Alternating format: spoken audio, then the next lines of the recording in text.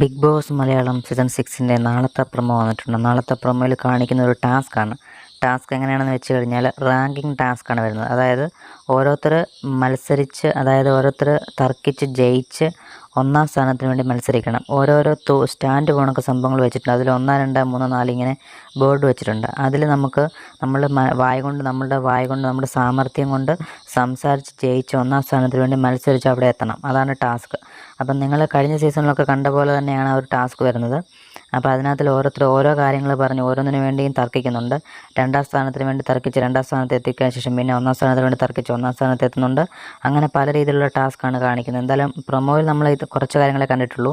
നാളെ നല്ല രീതിയിൽ തന്നെ ഒരു വലിയൊരു ഫൈറ്റിനുള്ള കാര്യങ്ങളൊക്കെ എന്തായാലും ഉണ്ടാകാനുള്ള ചാൻസ് കാണുന്നുണ്ട്. എന്തായാലും നിങ്ങളുടെ അഭിപ്രായങ്ങൾ കമൻറ്റായി രേഖപ്പെടുത്തും. ആരായിരിക്കും 1ാം റാങ്കിങ്ങിൽ എത്താൻ ചാൻസ് ഉള്ളതെന്ന് കമൻറ്റായി രേഖപ്പെടുത്തുക. ഇതിലുള്ള ബിഗ് ബോസ് വാർത്തകൾ വളരെ വേഗത്തിൽ അറിയാനായിട്ട് മറക്കാതെ നമ്മുടെ ചാനൽ സബ്സ്ക്രൈബ് ചെയ്യുക. Thank you.